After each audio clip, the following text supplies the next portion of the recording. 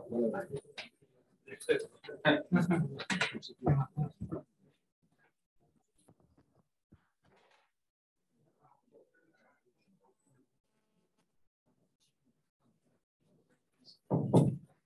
good morning, ladies and gentlemen. My name is Khalid Hussain. I'll be assisting Professor Bonaparte.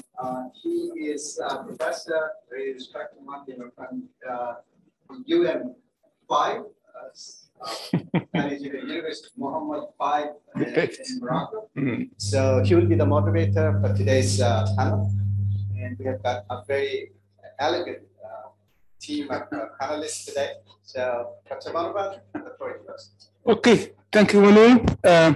Ladies and gentlemen, thank you for your presence and all our apologies for this delay. For your presence in this panel fifth, dedicated to the presentation of the updated policy guidelines for development and promotion of governmental public domain information. This version of UNESCO guidelines will be presented for endorsement. The purpose of the policy guidelines is to build impetus in the development, promotion, production, dissemination, preservation, and use of public information with particular attention to information in digital form. It recommends that information produced by public entities in all branches and at all levels should be publicly accessible unless clearly defined as an exemption. The speakers, our honorable speakers will review the guidelines during this session, and the audience will be invited to provide its remarks. Point to ponder: what enabling environment is necessary for access to information in digital format to flourish? What are the necessary steps to develop and promote public access to information? How can one balance the right to access to information and other rights in the digital age? How can the guidelines be implemented? So I'm professor at University Mohammed V, Rabat, Morocco, and consultant to the UNESCO, World Bank, and ITU for governance, electronic governance, and digital government development. I will have the pleasure to present these guidelines, and before giving the floor to our guests and speakers to provide their remarks. So the presentation, please.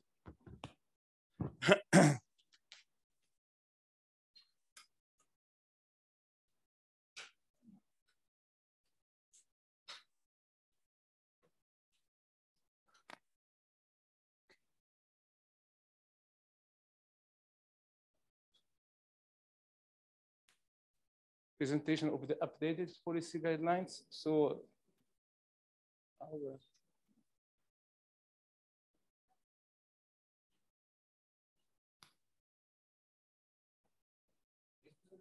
yes, but Interesting. yes.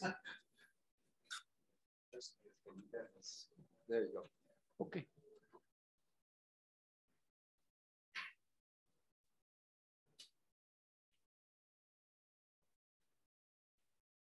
The outline of the presentation as follows: towards a revised version of the guidelines. We'll talk about the 2004 guidelines and the new one, 2022 guidelines for the disclosure and access of sexual public information and data, and the key elements of this new version.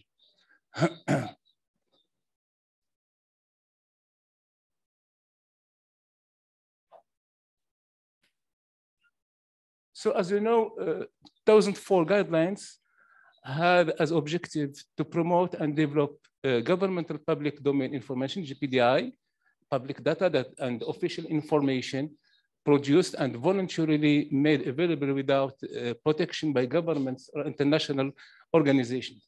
And those guidelines' contribution in the increasing importance of access to information had been recognized around the world. But these guidelines deserve to be updated, reinforced, and because of the new role of access to public information in a very changing world, the dramatic changes in information technology, and the needs to adapt a broad scope of targeted data. So we are translation from the GPDI to DSIP, Sexual Public Information and Data, broader scope of the targeted data, including structured and semi-structured formats of data, inline, offline modes, social networks, formal and private emails, etc. And also the adoption of the principles of the access to information as booster for PSID disclosure. And those principles are based on maximum disclosure, proactive disclosure, and the setting up of processes to facilitate access with no charges or not very excessive access charges, the right to appeal, to the limited scope of exception, the promotion of open government and protection of whistleblowers. So all the arguments behind the promotion of the 2004 guidelines remain valuable. We have to disseminate GPDI because GPDI is a public good owned by the taxpayer because of its role in the enhancement of transparency of governance and democratic values. And also GPDI's open dissemination is a catalyst for wealth creation, economic benefits, and consumer protection.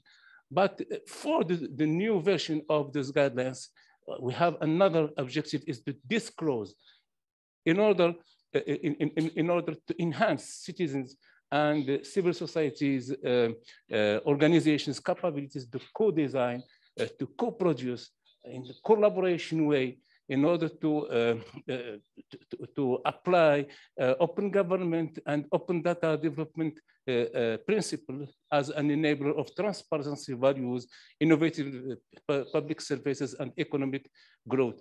And as also a top priority to enable a collective response to crisis. And you know, we have COVID-19 crisis described as data-driven pandemic. Another argument is that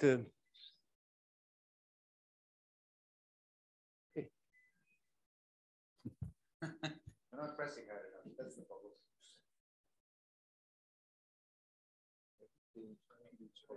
Yes. Yes, you can. Yes. Okay.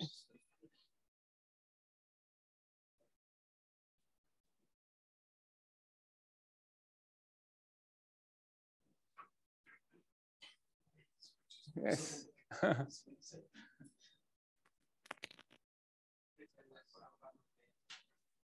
Internet. But it should be low.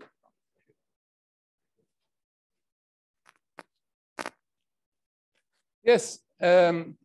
So disclosure and release of SPID can also play a central role in media empowerment, given the explosion of the social media and the need to counter and fight disinformation, malinformation, misinformation. And it has also a central role in accessibility of cultural heritage, considering the high involvement of volunteers and what we call crowdsourcing in digitization projects. It can also promote socio-educative capital through an easier access to education and training, and enhance R&D quality through the opening of factual databases, expertise, and studies reports collected by public bodies.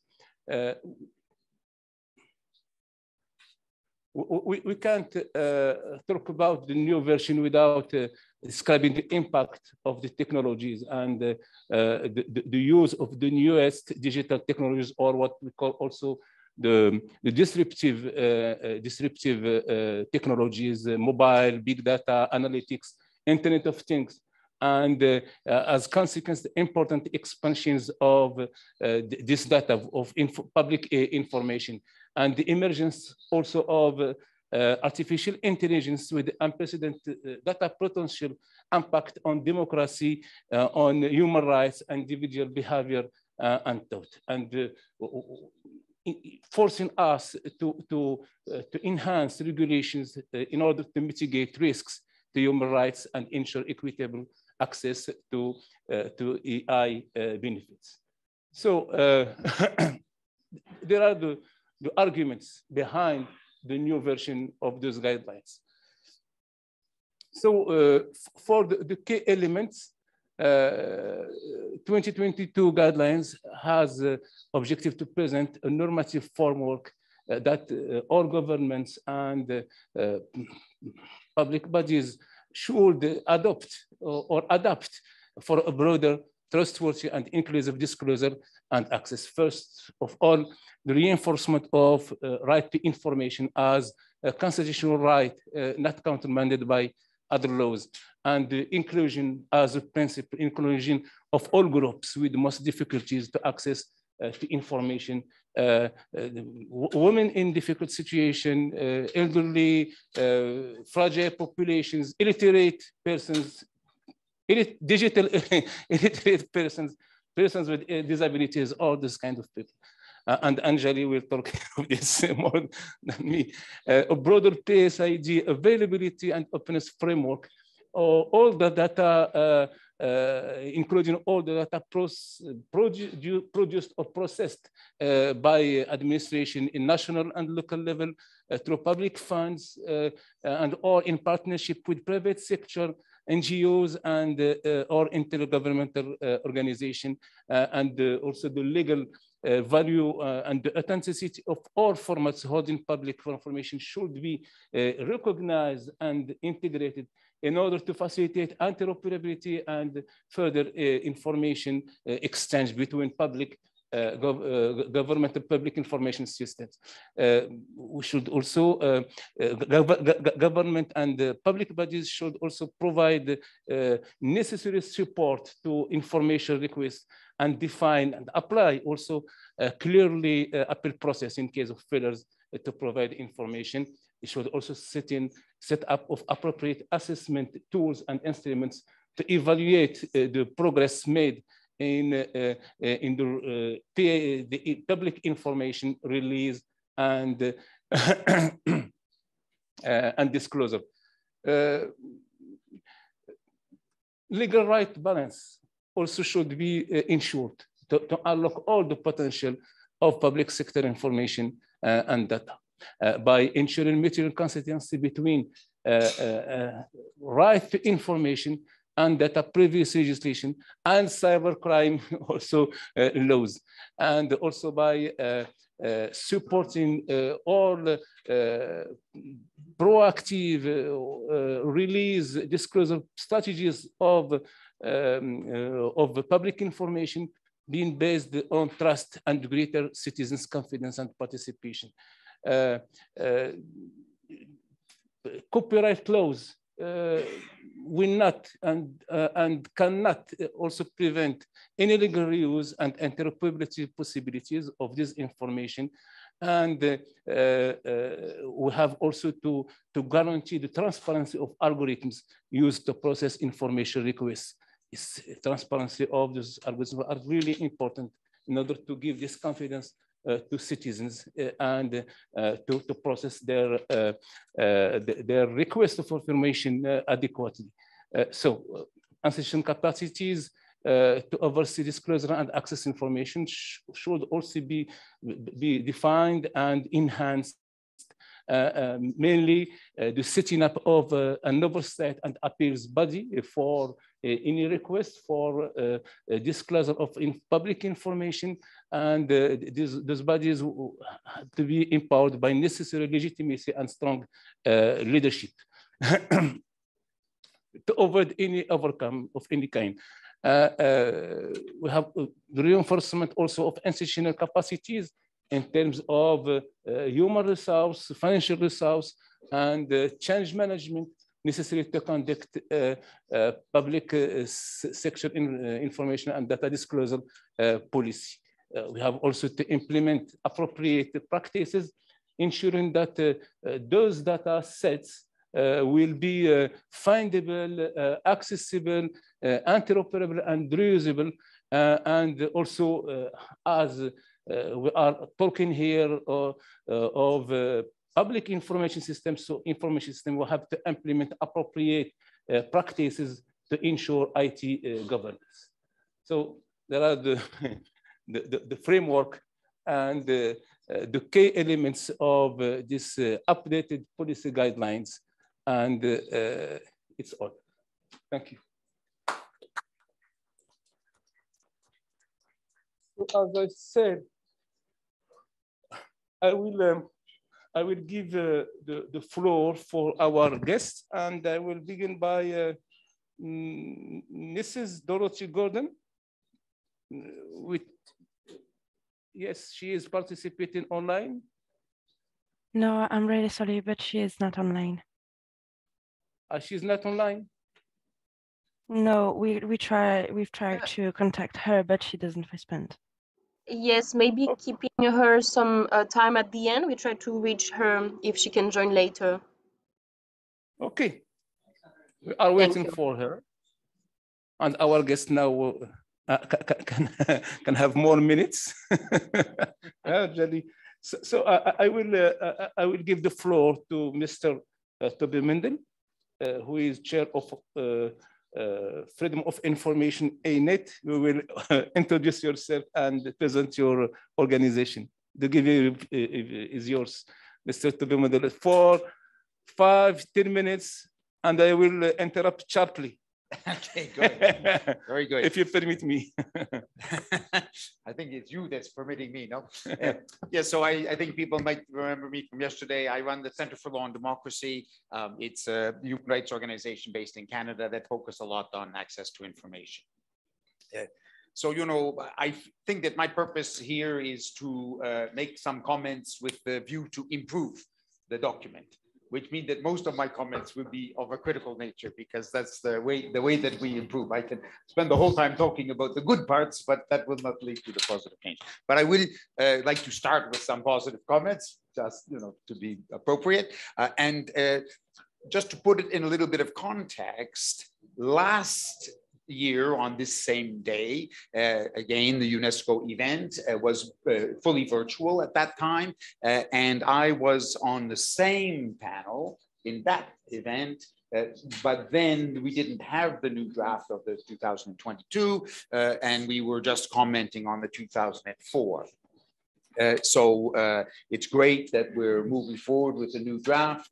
The 2004, I felt had quite some serious problems, outdated for sure, but that's necessary. I mean, this fast-moving space, you know, nothing in the information space is going to be lasting for 20 years. It's just not possible. But also, for example, the 2004 didn't really talk at all about right to information or right to information legislation, even though by 2004, we can say that there was kind of wave of new laws and focus on this sweeping the world. So I thought that that was rather, you know, and for example, your Uzbek law on access to information is from 1997, 7 years before that policy was adopted. So I thought that was a significant weakness.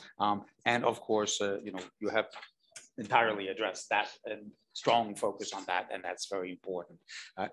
I also felt that the 2004 had a little bit of a Western bias, even I will say tiny bit US bias. For example, in the institutional area, it was proposing institutional structures that were based on the US approach, which frankly, I come from Canada, I don't even think worked that well in the US. Yes. And now they were being recommended for the whole world. And again, you know, I mean, I think coming from the author coming from Morocco, unlikely to be trying to tell the whole world to do it the Moroccan way. And so that problem had been certainly addressed. And I think in the previous one, there was some unclear language, a little bit of, you know, kind of, what's the term I'm looking for, you know, catchphrases and things. And I think you've done a very good job of that. It's clear and things. Okay, now for the for the more critical part. And I mean, it's always difficult with these documents to decide on the structure. Because you know, things just don't fit into little boxes. It's a complicated area with a lot of different moving parts. But I would recommend that that you know, there be some reconsideration of the structure. There is a degree. I mean, you know, whatever your structure, it's hard to avoid completely repetition because things don't fit into those boxes. But some structures, I think, would be more conducive to reducing repetition. And there is a reasonable amount of repetition, I think, in it. I mean, you know, just one proposal for that would be to start with, of course, the introductory part, the international law, the human rights, the benefits. And by the way, I think the section on the benefits is very strong. That's one, for me, was one of the best parts. Although I think you didn't talk too much about the role of RTI in addressing corruption. And that is one of the leading benefits. I think my colleague on the panel comes from a country where that benefit has been very prominent, for example. So I would advise a little bit more on that. But so that introductory stuff, then looking at you know, the next section about RTI laws and the key features that are within that. And then underneath that, you can look at things like the procedures, the exceptions, the oversight bodies, organize all of that, because the main, of course, it's not only in the law, those things, like the oversight body has features that go beyond the law, but I think organizationally there. And then other package of implementation issues like records management, awareness raising, reporting, training. Those are outside of the legal framework. And then, I mean, I don't quite know where to put this, but I just listed it as a cross-cutting issue, all the digital stuff, because there's a number of other digital packages. And I think perhaps with that might help a little bit. Again, as a very general comment, so I have some general comments and some more specific comments. For me, I would like to see more specific elaboration of issues in a number of areas. I know that's itself a very general comment, so I'm going to give some examples of where I would like to see that. For example, in the area of training. So, I mean, training is a sine qua non of the success of these regimes. You know, if people are not trained, it's not like you say to somebody, okay, now you're the information officer, please look after information, you know, in the Ministry of Health, and the person just walks out and does it. I mean, you know, you need to be trained on this, just like you need to be trained for every specialized job. So it's really hugely important. And I would like to see more, and you, of course, that's recognized very clearly within the document, but I would like to see more detail about training issues. Who exactly needs what kind of training? For example, the information officers need, you know, more detailed training. All civil servants should get some light, you know, an hour of training or a couple of hours, so they understand, you know, this is how we're operating in government, and then also, you know, how to deliver that training. And in the next panel, I'm going to be talking about the UNESCO MOOC that we have, my organization and UNESCO have launched last month. I encourage you all to join that panel as well. So that's one thing, you know, whether it's through a dedicated training institute. In many countries, civil society organizations provide training. So I mean, getting more into the weeds, if you will, about that, just to give one example. And then just another example in that area. So in the digital space, I mean, you talk a lot about digital things, but again, I would like to a little bit more concrete in some areas. For example, you know, as part of the topic of this conference, we're talking about artificial intelligence. By the way, I hate that term. I would much prefer to talk about automated processes. Artificial intelligence, all of these are automated processes. Some of the more sophisticated ones are AI, and some of the more basic ones are just automated. that's a generic term. that covers Automated intelligent processes. Well, some of them are intelligent and some of them are basic. You know, so if automated processes captures everything. Anyway, you know, talk about how concretely that can be used as a tool to facilitate access. So we had a very good presentation from the Philippines yesterday, very concrete example of that. You know, so that because we, you know, the goal of this is to help countries around the world do better in this space, but then and also talk about the challenges of AI or automated processes. You know, again, yesterday we heard some information about that. So just a more concrete detail in a number of areas. Okay, then in terms of more specific issues, and I'm going to start with a very, very specific one, but as a civil society organization, I feel I have to mention it. At some point in the document, you say that, you know, IDUE started with UNESCO in 2015, and as we heard yesterday, that is not where it started. Civil society organizations started this idea in 2002. We are celebrating the 20th anniversary. Please do not deny civil society. We are the initiators and the, you know, Dave Banasar, one of the people at the original meeting. This is our idea, and we are very happy that UNESCO have picked up our idea. But please don't say that they started. Okay, that's a very technical point. In terms of that at some point you set out the data typology. And you talk about sort of more static information, information produced through a decision-making process, information of economic value, information of public importance. For me, that framework didn't really work too well because like, for example, information of public importance could be produced through a decision-making process or could be static. Or I mean, it's hard to create a structure for data because it's so complicated, whatever, but that one didn't quite work for me. Exceptions is a very, very important and complicated area, and I think it's very, very important to give clear direction on that. And there were a number of areas where the terms used that could justify secrecy, and I'm a lawyer and I'm very particular about language, but the terms were too broad. And I think we need to be very, very careful that we don't give anyone the impression, for example, that confidentiality can be a ground for secrecy. Confidentiality, you know, this, and sometimes it's used like that in laws. Risks to state, risks to society. I want to see much more specific language when we come to exceptions. Yes, in a generic way, we can say that those things, you know, harm to national security is a risk, you know, to the state, but I want to see the very precise language there. At one point, the document refers to the public interest, both being used as a ground for secrecy and being used as a grounds for overriding exceptions. Under international law, the first one does not apply.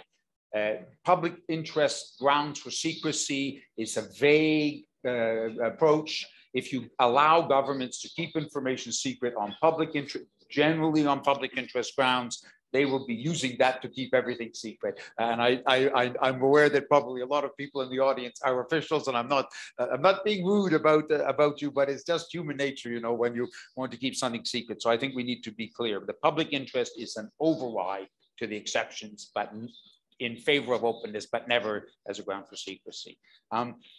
In terms of classification, and this gets quite complicated, and in fact, different countries take different approaches here.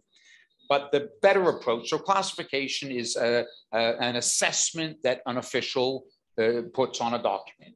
Somebody says, we think this document is secret and sensitive, and they classify it. It's a perfectly legitimate process.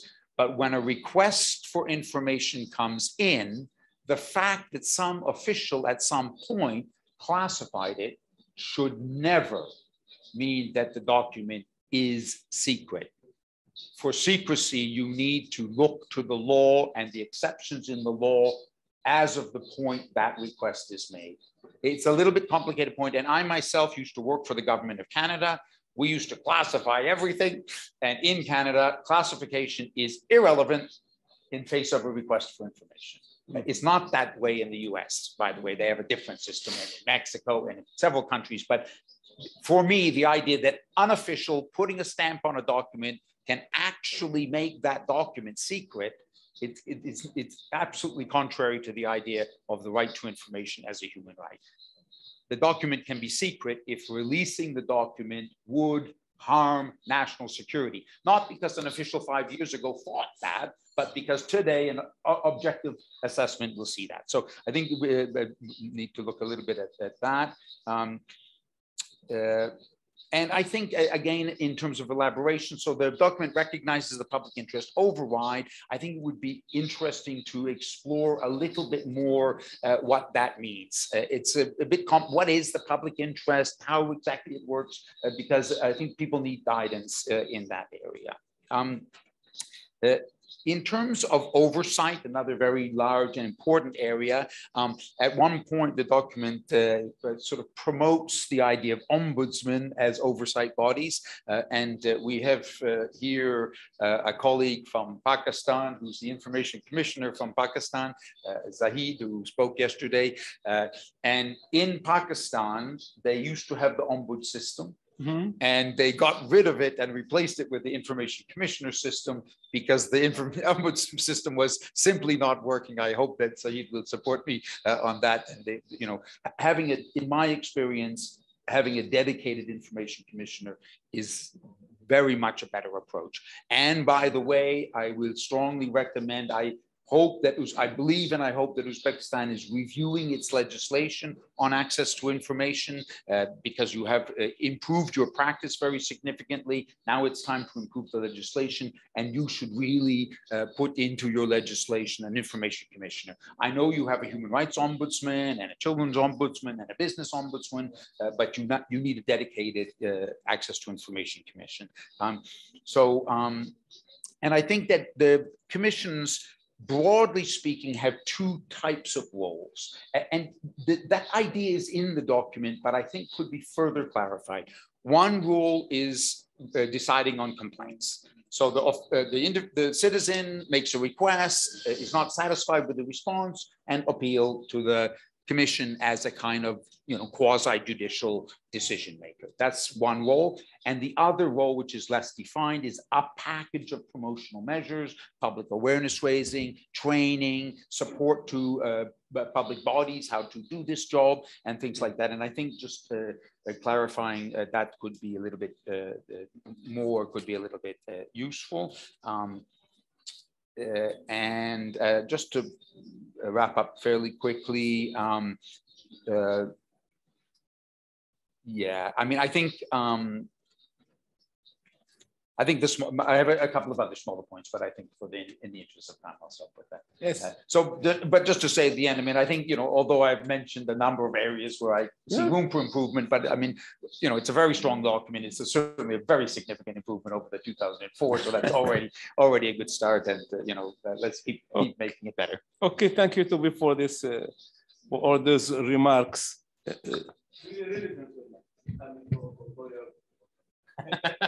A very picky lawyer.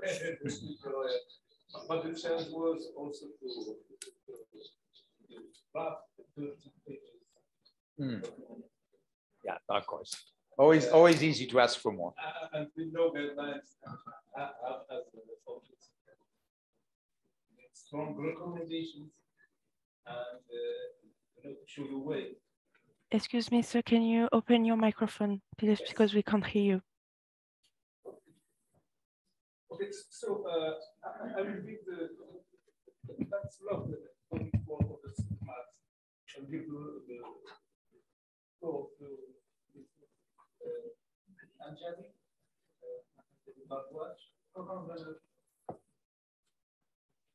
co-convened national campaign for people's right to information from India. The floor is yours.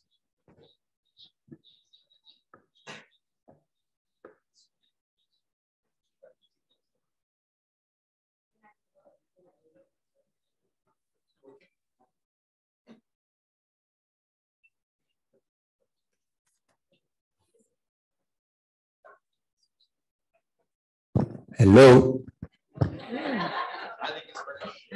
it needed a lawyer's touch. Okay. Lawyers are annoying lawyers. You find out from that. I didn't say that. Thank you. Thank you very much. I think we are looking at upgrading the guidelines, as has been mentioned by my panelists before. And it's not just been 20 years that have elapsed after the previous guidelines. The entire landscape has changed technologically, and also in terms of experience of using right to information laws across the world. I was asked to provide my perspective from the Asia region. So I'm going to do that, if I may, and draw on the experiences of the use of RTI laws in the Asian countries, specifically in India, because that's where I come from, and also because there has been a very, very vibrant use and extensive use of the right to information legislation. I think one thing has become very clear, that it's very important to expand the scope and definition of information that is available, made available to people. Increasingly, there is privatization of very basic public service delivery of goods that used to, essential commodities and goods that used to be otherwise provided in most countries in the region by the government. Now there is a shift to provide them to have them provided by private players. The PPP model, the public-private partnership model, is something that governs most areas, whether it's health, education, any other water supply. So what becomes really important, and what is in great public interest, is that as citizens, we don't just have access to government information, but also to a lot of information, relevant information that is held by private bodies. And it's important to put that in the public domain. For us, this is important. Our understanding is that the only way that people are able to actually access their basic rights and entitlements, and that's what experience has shown to us, is if they have information. And in fact, if they have granular information. So even during the COVID-19 pandemic, in my own country, we had many people who died on the road while going from one hospital to another because they did not have information on where hospital beds are available. Basic information about where oxygen supply is available, where certain essential drugs that were needed were available was missing. So I think that there is a huge opportunity for digital platforms, for information to be put out in the public domain through the internet, and for granular information to be put out. We had a situation where oxygen cylinders were being sold in the black market to the highest bidder. So if we needed information, and I think that that's something that the world has recognized, the importance of open, free information, which is available in an easy to access manner. Now here I'm going to talk about the digital divide and the very important need to bring that into all of our guidelines and let that be the guiding force in many ways as far as dissemination is concerned. Because when we think of dissemination, really citizens have to be at the heart, at the core of the entire framework. In many countries, we have a very huge digital divide, and it has many dimensions. It has the class dimension, it has the gender dimension. So studies have shown that in a country like India, only about 35% of the people have access to the internet. And there are studies that have shown that 1 out of 3 women have ever used the internet in their lives. Now, if we have to put out information that is so critical for people to have, that has the potential to save their lives, then that information has to be accessible to all. And we have to think of ways that it can be made accessible. There are 2 or 3 things. One is that there has to be a focus on appropriate technology. So a lot of people don't have access to smartphones in rural areas, in other areas, but they do have an access to some form of a handset, some sort of a basic mobile phone. So IVR, the voice recognition technology, can be used to ensure that voice messages are sent to people who are not lettered.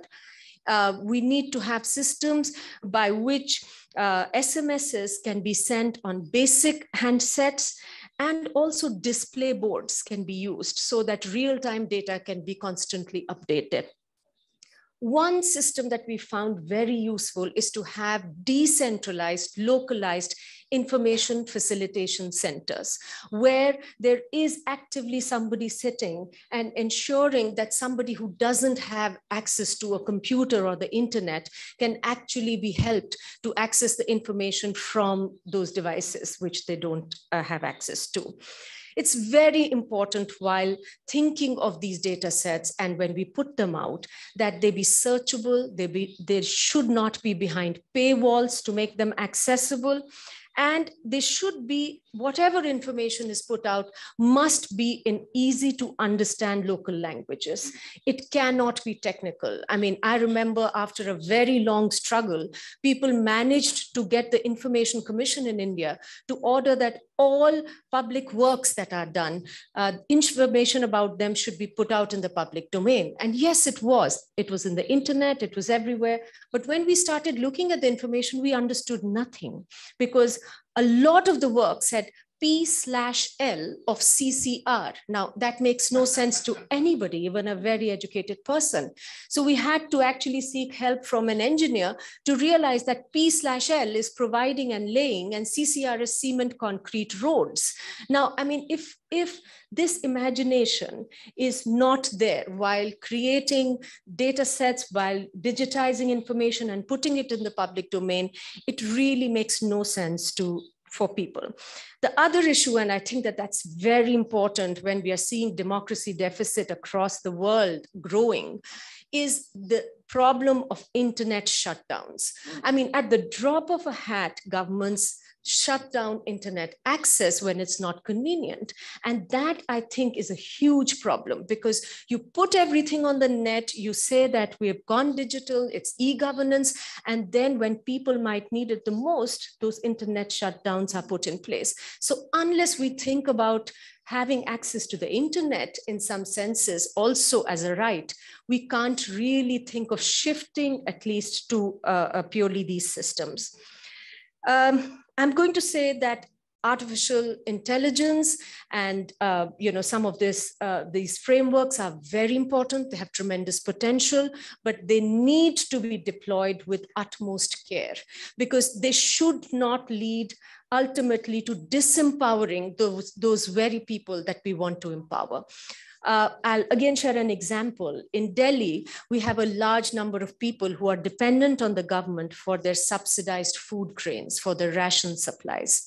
And suddenly, more than 25% of the ration cards were canceled.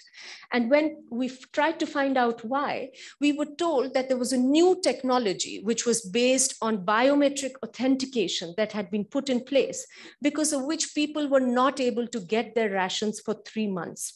And the algorithm that was being used to cancel ration cards was that if somebody does not get ration for 3 months, then their card is canceled because they're probably ghost ration cards. So there were all these people who had been queuing up, not getting their rations for no fault of theirs, but their cards were canceled because the system read it as ration not being picked.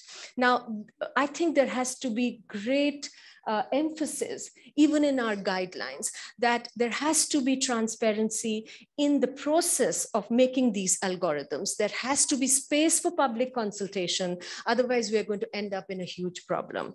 The need for oversight bodies and for effective information commissions cannot be overstated. We know that information that government wants to give out is often information that we don't really need. I mean, what information we really require is what we request for. So a lot of times information that's inconvenient is not given out by governments unless there is a strong appeal, independent appeal process. So an independent information commission is an absolute must in our guidelines that must come out. 1 or 2 very quick points I'm going to make. How government official business is being transacted has changed dramatically. So we have now reliance on WhatsApp groups, we have reliance on private servers, and across the world, that's leading to a huge challenge in terms of accessing information. So suddenly in India, for example, there is a huge public works program that the government runs. The central government set up a WhatsApp group by which officers were being told not to enroll people on the program to cut costs. Now, this is so critical because people were not able to access any of that information, any of those records, because this was all off the record. This was all happening on people's private phones through WhatsApp. So where does that leave the right to people's information to access information about decision making? Because I think that increasingly decision making is being shifted to certain platforms which are not included traditionally in the kinds of information that we think about. Another problem which we need to address, and I think that has been talked about in the guidelines to some extent, but I think it's really worth highlighting, is that there should be the data protection systems, the privacy frameworks are very important, and especially in the world of digitization and AI, but they have to be in line with transparency principles and with the transparency framework. So for example, in India, it's virtually impossible for people to access their basic rights, whether it's food or it's pensions or its social security, unless they have information, they have records that give information about who is supposed to get that facility or that right, and how much has actually been shown on paper to have been given. Now, when this information started getting used effectively, and this was put on the website, it started causing some trouble and some inconvenient questions to be raised. And these databases were pulled down in the name of privacy and data protection. So there is no way for people to check, to monitor, for citizen oversight, unless they have information. So for example, you need information to do a social audit, to even do a basic check. You need to know what the government record is saying. Does your name appear on that list? If yes, then how much has been given to you on paper? And unless you have that information, there is no way to check whether your right has been denied to you or not. So for these basic oversight to be done, which is really what we want, what Toby talked about, fighting corruption, and that is a huge part of people using the right to information. And in countries where corruption is a problem, I think it's proven to be a very, very empowering tool for people to access information and hold the governments accountable. And there is absolutely no way to do it if in the name of privacy or data protection, some of these basic data sets are pulled down or made inaccessible to people. I'm going to stop here and we can talk more in the question and answers. Thank you. Thank you. Thank you. Thank you, Anjali, for this words coming from the heart. And yes, we have to keep the balance in our mind, a balance between a right to information, data privacy, confidentiality, but also cybercrime laws. And in the guidelines, some techniques are described as anonymization of data and also of granulation of data. So thank you. And now it's for our last bit. Please, Luis, yes, that's what now. Okay, Dorothy is online. Okay, good morning, good evening. Dorothy. Good evening. Okay, my apologies. I'm in Silicon Valley with a very bad internet connection. The irony of it. Okay, thank you for giving me the floor. I'll be very, very brief. The floor is yours for any comment on the guidelines. Yes, I just wanted to say that looking at these guidelines, you see that there is still a great deal of investment in capacity building within governments that will be needed. We've been talking about artificial intelligence. It's a theme of this year's discussions. And I want to remind us that we do have some principles, such as transparency by design, that are very difficult at the moment for government officials to implement because they don't have the skill sets that will allow them to review the procurements that they are making from vendors for the delivery of government services.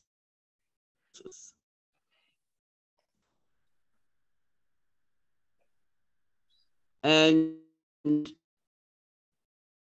while, let us put it this way, often as citizens or as civil society, we like to imagine that government officials are deliberately withholding information. In these cases, simply for me, my interpretation, looking at it, is that we actually need them to understand better how these contracts work and what happens with the data. I think the point that was just made by the colleague from India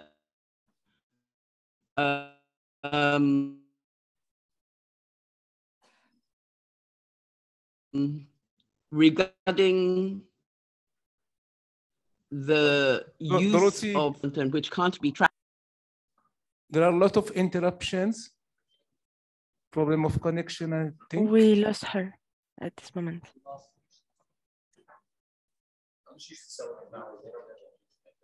I see she's connecting. Am I back? Anyway, Yes. let me leave it there. I think that from what I've heard so far, much of what I was going to say has already been said.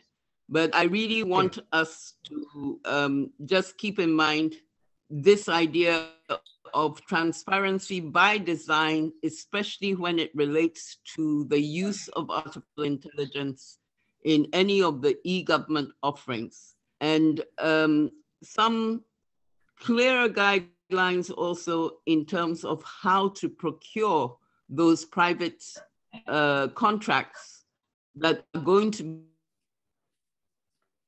be delivering e-government services, and more involvement of citizens in the review of that. Could you hear me? Yes, yes. Dorothy, briefly, what do you mean by transparency by design? That means that even before you award the contract, you are going to be looking at what is your obligations in terms of right to information once that contract is implemented. Is that clear? Yes. Yes. And so that means that you are not going to wait until you have awarded the contract and somebody asks you for information before you discover that you don't actually understand what that company is doing with the data that is being paid for by taxpayers' money. So it is reinforcing the proactive disclosure of information. In a way, it's even before the proactive disclosure of information, because it's transparency by design. Even before anything has started, you have to have a process within government that will critically look at that kind of contract. And therefore, you eliminate some of the potential problems. And I think this is very important. As you know, UNESCO's Information for All program has had right to information at the heart of its mandate right from the very start. Artificial intelligence is, how can we put it diplomatically, new potential for masking what is really happening. And it's good to talk about it, but unless we really sit up and figure out how we're going to train government officials to deal with it, it will be very difficult. Okay, thank you, Dorothy. Thank you for all your efforts, for having joined us. And yes, this idea of transparency by design is really important. And I understand what you mean by that. And I think also that it's in the way of proactively disclose the public information, and it's one of its principles. So thank you very much. And I will give the floor now to our speaker, Mr. Luis Barbosa, Operating Unit on Policy Driving Electronic Governance, United Nations University. Mr. Barbosa, the floor is yours. I think that you have a slide. Presentation. Yes. Okay, and you have the. Notice so thank you very much for the invitation.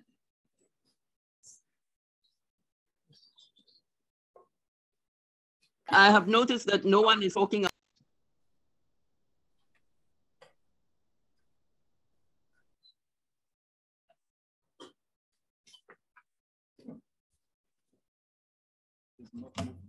Yes, it is moving, but really slowly.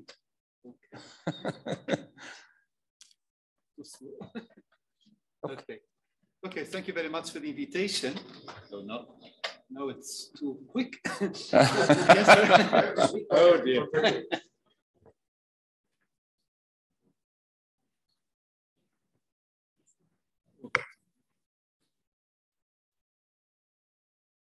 Maybe I have to give up the slides. So, Mike isn't working. Maybe you can exchange the notes.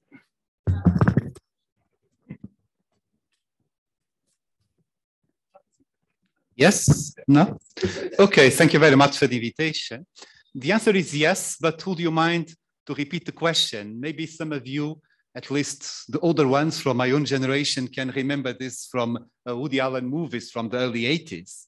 And I think this expression actually captures quite well what we live in this brave new world of ours, in which this declaration is issued, in which everything seems possible, but somehow the relevant questions concerning inclusion, eradication of poverty, all these aspects that somehow Engele mentioned, and thank you very much for your presentation, are still to be discussed, and that's still to be put on top of our concerns. I will try to contribute to this debate from my own standpoint. As said, I come from a unit of the United Nations University devoted to digital governance. And so that's my point of view here. You may know that the proper notion of e-governance has evolved over time. I don't think the slides are moving, but anyway, okay. From the very simple, very straight use of technology in government and in public administration to a more broader and a more holistic view, focused on the transformation of relationships between government, public administration, business, and citizens to support the definition of public policy goals. And in this sense, eGov can be seen as a catalyst for change. And of course, access to data and access to information, if this moves, yes, is This moves, t'es un connard. Is part of this equation, is clearly part of this equation. And I would like to stress that access to information has to be seen in a double perspective. as a right, as a human right, actually. And this is central to the definition of public policies, and that's been emphasized in the declaration in several talks yesterday and today, but also as a way to an asset to the transformation of public administration and an asset for digital governance in itself. And actually, in this sense, the people involved with eGov, okay, it comes, but in a shadow way. Please, Mr. Sir, I'm very sorry. Can you please say next slide, please? Okay, thank you. Thank you. So I'll stop using this. So in terms of eGov, open data promotes open government, challenging a culture of secrecy in administrations, which is a main issue still in most countries. Favors participation and social inclusion, citizen-centric policies, transparency and accountability, as has been already exemplified here. And moreover, and this is quite important for us working in the design of digital governance policies, it reinforces other guaranteed rights, human rights, constitutional rights that are actually at the core of our life in society. Yes, please. So I would like to point out just two challenges or two issues to our debate. The first one is related with data governance. I think somehow it is necessary to articulate, to complement, to associate the implementation of the right to information and the implementation of the declaration with the putting on the ground proper mechanisms for ensuring data governance and promoting a culture of trust and inclusion. Next, please.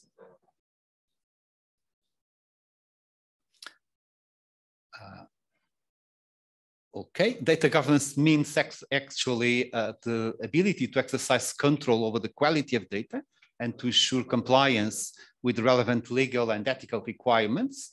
And it leads to increasing the value of data, to minimize costs and risks of use of data, and to promote the effective use of data to create public value. Next, please. So this is not straightforward to implement, as we all know, and different countries and different organizations have different approaches to data governance, but generically it requires mechanisms for personal data protection, security, equal treatment, with a focus not just on the data, but on the whole process that generates and processes the data, covering its entire life cycle and addressing all the issues, technical, social, institutional implications of data sharing. So I think that the principles of the right to information and the principles of data governance actually do not oppose, but on the contrary, they can reinforce each other, and they are very important for the public to have to be empowered to use actually information in a correct way.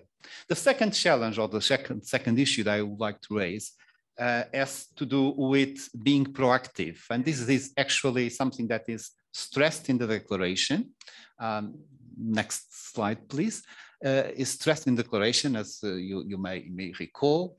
For example, is mentioned to the proactive release of large volumes of data.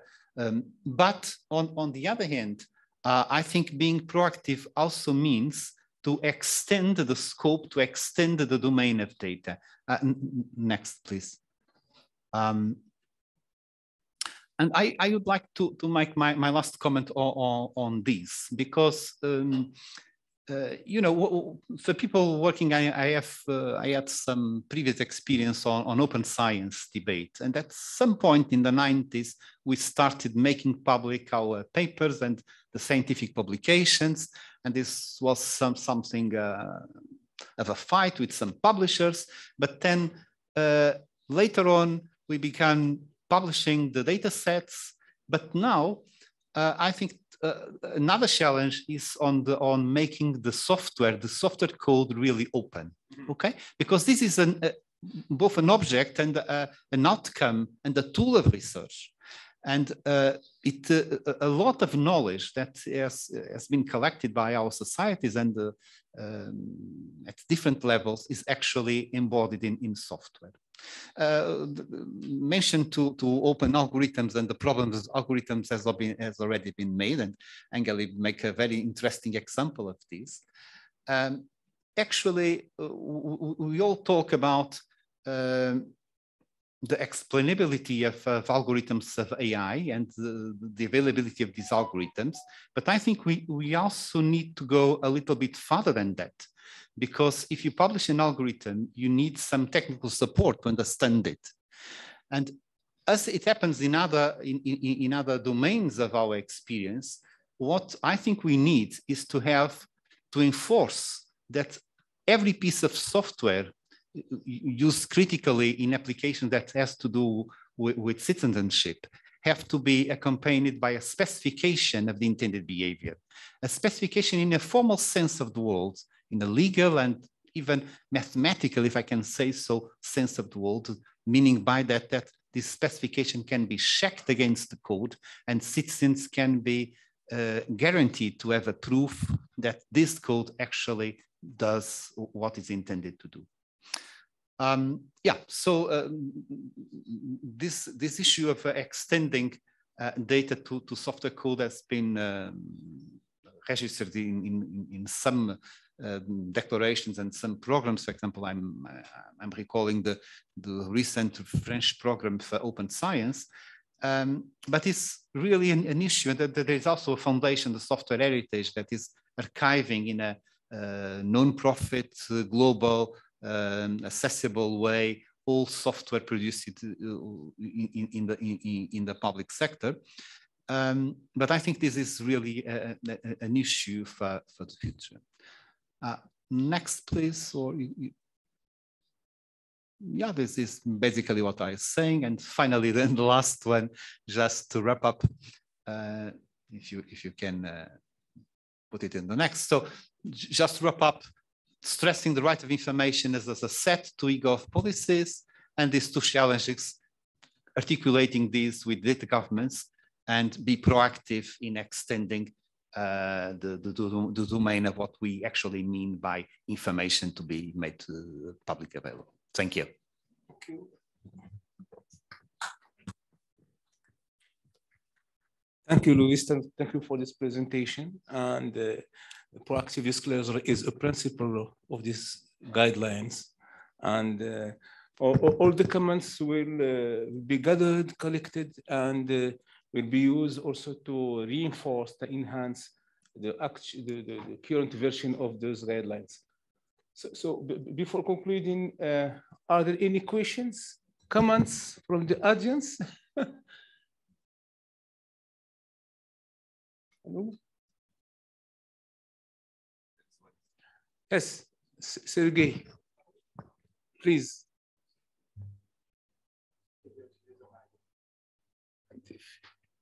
If you introduce yourself, please.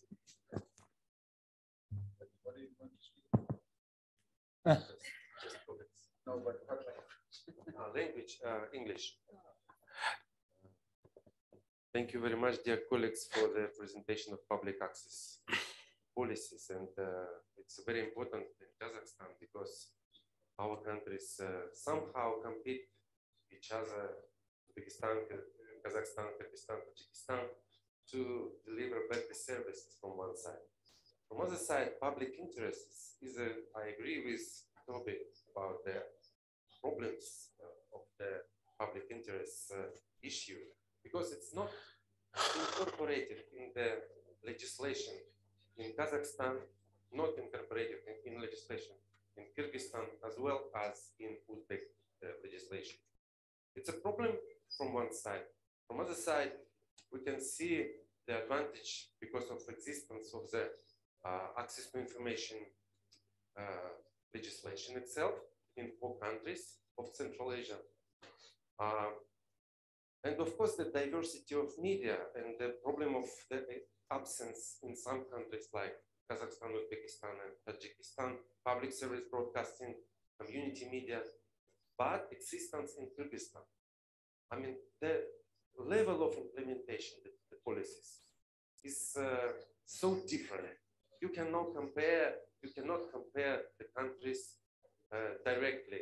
They are really different, and the measurements is not yet implemented in all countries. My topic is, my question is about the, of course, public interest and about the training for the governmental officials. We know that the existing MOOCs, mass online courses, could help us, definitely.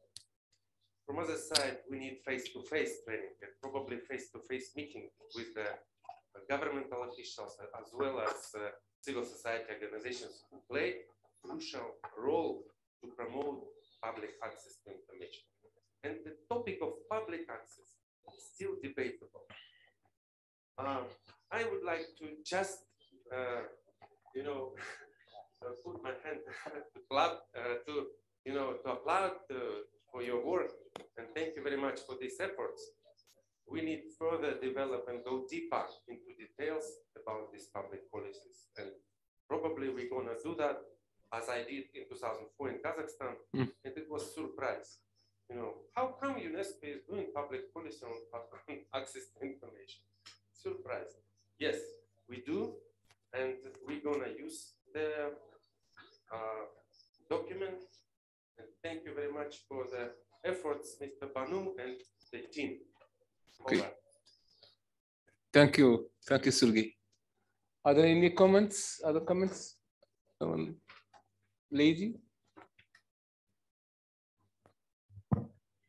Hello, I'm Amrita from India, and today Twitter and Facebook accounts of government and officials have become a key way to access information for people. It's where policy is often announced. And I was just wondering if in other countries there are policy and guidelines regulating that use, and then how is that archived and kept for access to information, whether the guidelines cover that.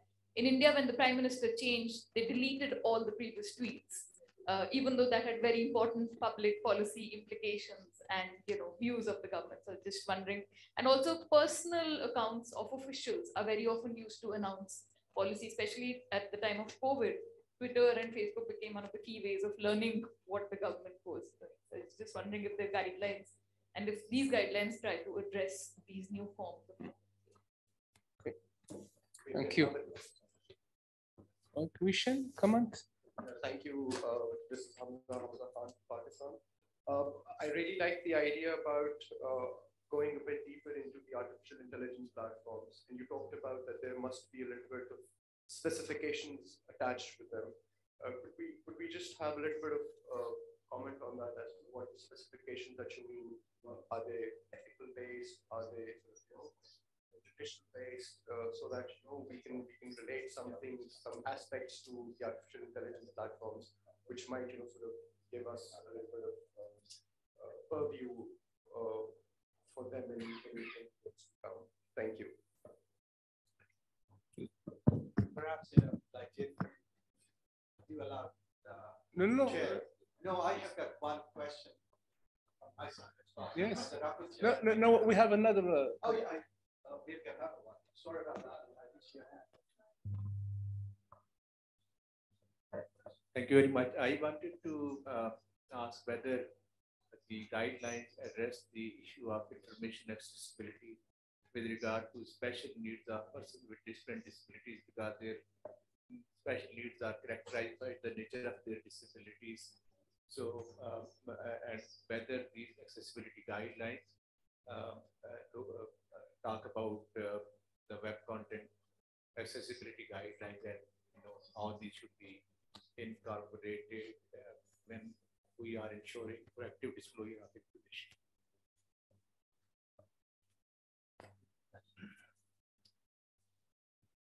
На русском языке.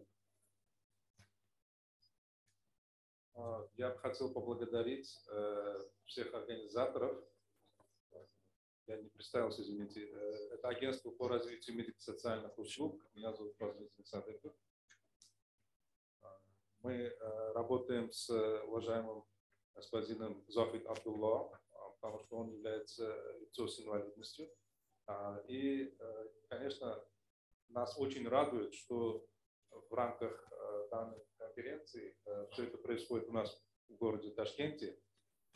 И мы бы хотели в дальнейшем обменяться опытом, потому что вчера прозвучали и сегодня прозвучали очень много интересных выступлений по, значит,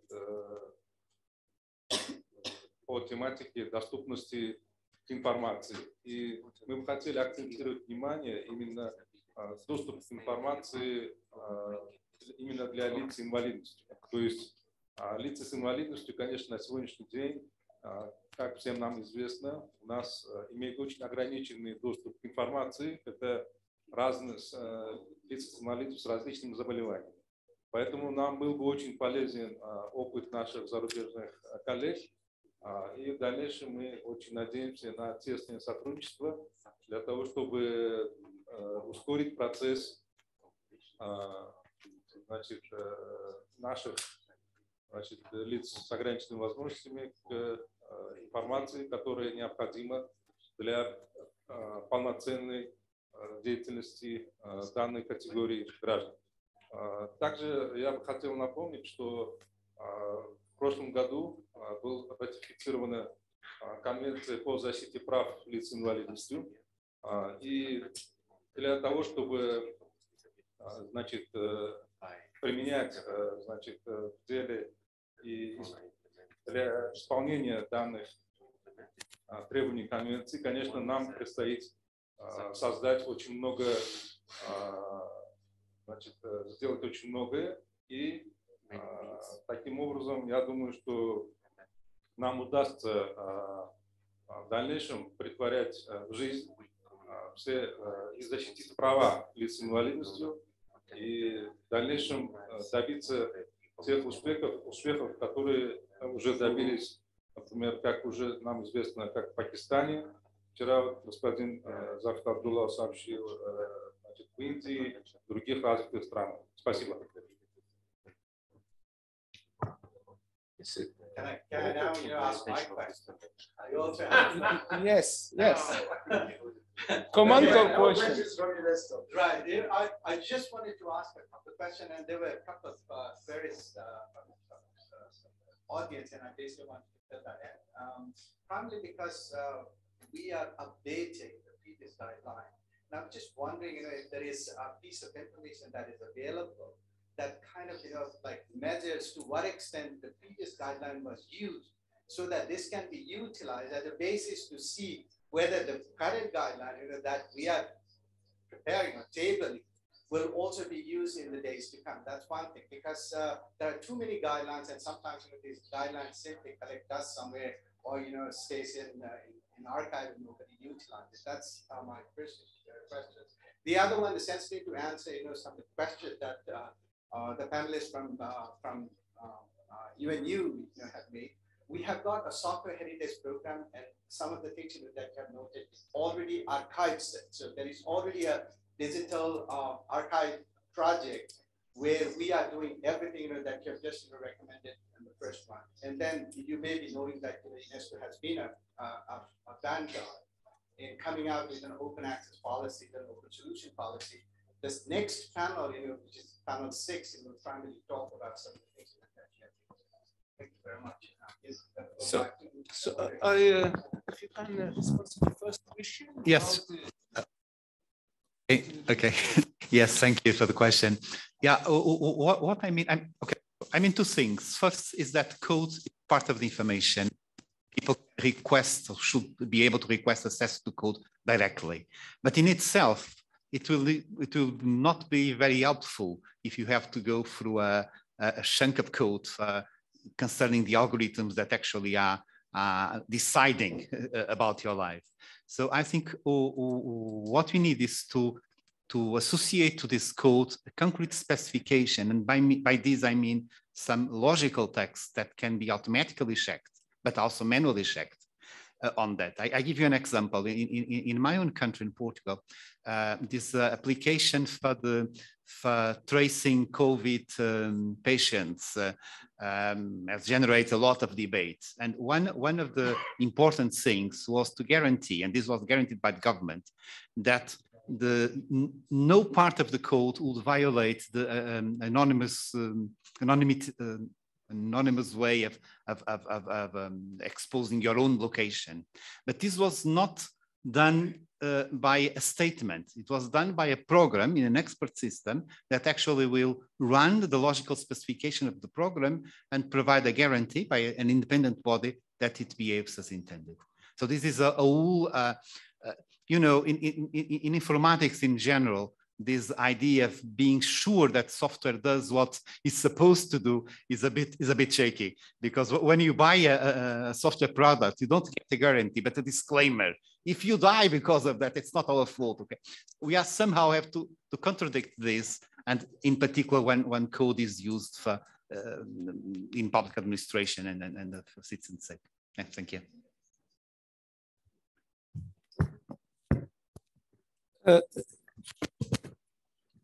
Concerning persons with disabilities, of course, no, one of the principles of the new version of these guidelines is the inclusion of all the people in fragile situation, illiterate and digital illiterate, and also people with disabilities. But you know, accessibility, even in brackets, for a normal person, without interoperability, this normal person becomes a person with disabilities, you know. So the other principles that on which the guidelines put the stress is to find the fair principles, the findable, accessible, interoperable, and reused. So accessibility is in the heart of the strategies. And when we talk about on open government has three principles, has three levers: transparency, collaboration, and participation. And all those issues or levers, accessibility is a transversal problem. It's a transversal theme, and we can co-develop or co-produce public services or innovative products, innovative services without accessibility for all people, and especially for people with disabilities. So the guidelines put the stress on this question in many sections and many topics. Thank you. If you can, if you have something to add. Is it going? Yeah, it's on or not? Yeah. It's hard to tell from here. Yeah, just a couple of points. I mean, I want to clarify on the public interest. So it's not done. No. Now. Okay. So I want to clarify a little bit on the public interest. So in a good law, you have an exception. So if the information disclosure will harm national security, we're not going to give it out. Fair enough. But there should be a public interest override so that even though it will harm the national security or harm privacy or whatever, but if the overall public interest is great in receiving the information is bigger than that, because, for example, it discloses evidence of corruption, or the privacy, like the health of the leader, you need to know it even though it's private, and things like that. So you need a public interest override to mandate disclosure. But none of the good law, and hardly any of the laws at all, but certainly none of the good laws, allow public interest as a grounds for secrecy, because in that way, it's just too vague. So I just want to clarify that point. On the training, I am personally very prepared to do in-person training. as long as it's in Samarkand. I think we need to specify about the location. Tashkent is a lovely city, but I understand that Samarkand even nicer. No, I'm just joking, but not to sound like I'm advertising, but the next session in this room is about the UNESCO MOOC that we prepared. So please do come and see about that. Yeah, I mean, this question about personal accounts and RTI, one of the small points that I didn't make, I mean, the recommendation in the guidelines is that they should not be using their personal things. I don't think that that's realistic in the modern world. The information thing is just too complicated. People have, everything is dual use and whatever, and there's WhatsApp accounts and there's, we can't impose rules that make it ineffective or inefficient to run the public sector. That is not our goal with RTI. We want to have a system. And so, I mean, the standard approach in many jurisdictions, like for example, in Canada, but in many others, is that if the business is public, then the thing is covered. And if it's private, it's not covered. So just for example, my wife has a phone that's issued from good news. I don't have any phone, but she's much more advanced than me. In India, the women is not actually, in Canada, it's the men that's behind. No, but her phone is issued by her work. But she also uses it for she doesn't carry two phones. So she uses it for all of her private. So she's got the opposite situation. The workplace will not look at her private things on her phone. And she uses her work email for most of her private things because that's just human nature. So I think that the challenge is not what is the legal status of this. In law, in Canada and many other countries, very, very clear. If it's work-related, it's covered. It does not matter what device you're using, what server you're using, what any other thing. The problem is, how do you get it? And Hillary Clinton, we may have this issue to blame for suffering 4 years under this crazy President Trump, because she used a private server which was inaccessible to the public sector for public business as the Secretary of State. So I think that the challenge is not the legal thing, but the practicalities of it. And I just want to, somebody asked about AI and ethical. Look, these companies, we have been spending the last 15 years or 10 years talking about how, they need to be good and they should open up and they should be more transparent with their algorithms and their blah, blah, blah, blah, blah. That is not working. We have to stop, pretending that these companies are going to play nice. They are not, and they're not nice companies. We need regulation for that. I am a very strong, spent my whole life promoting freedom of expression. I absolutely believe in it, but I do not think that we can get Facebook to be transparent. They have hardly moved at all. And how long we're going to talk about, let's talk to them, go regulation, self-regulation. It's not working. We need to regulate them. I'm very, very clear on that. Okay, thank you, Toby. Thank you for your intervention. And yes, and for last intervention. Yes, it's working. I think on the issue of personal handles and some of the things that we've been discussing, the larger problem is political will and the will to be transparent. And these are just shifting from one platform to another. And we are seeing that in the digital age, there is that possibility that instead of sort of transacting government business on paper and keeping it on record, it shifts to WhatsApp, it shifts to Twitter, it shifts to Facebook and all sorts of other platforms, which just make it more and more inaccessible for people. So technically, I agree with Toby that it might be perfectly clear, but I think that in the guidelines, it is worth sharpening that aspect to say that any form of communication that's official, that's public, has to be made available to people and has to be accessible.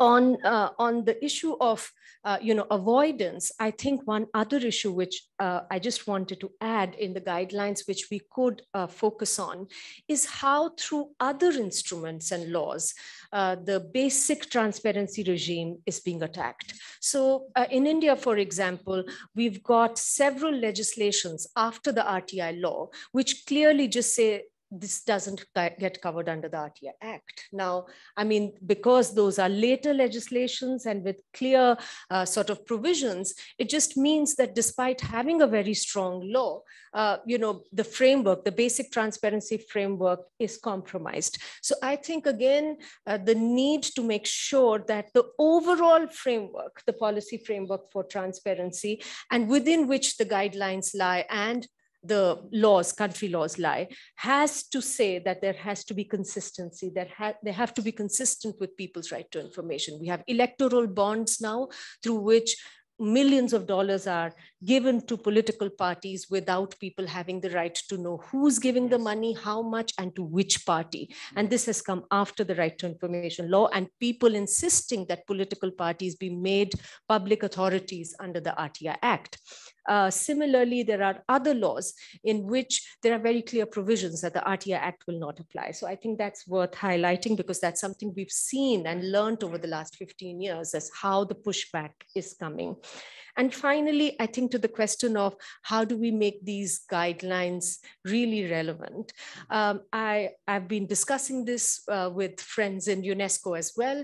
I think that it's really up to us and up to UNESCO and other bodies to take these guidelines to different countries, to really talk about them, to emphasize the need for adopting these guidelines. There's the Tashkent Declaration that also came out. The more there is conversation around this, including all stakeholders in different countries, I think the more there will be adoption and use of these guidelines. So I hope that that's going to happen as well. Process of endorsement. Okay, I think that we have covered our agenda for this panel. So thank you for the audience. Thank you for your presence and your attention. And thank you very much, Chair, for a wonderful moderation. Okay, thank you. A few announcements, which is a practical announcement.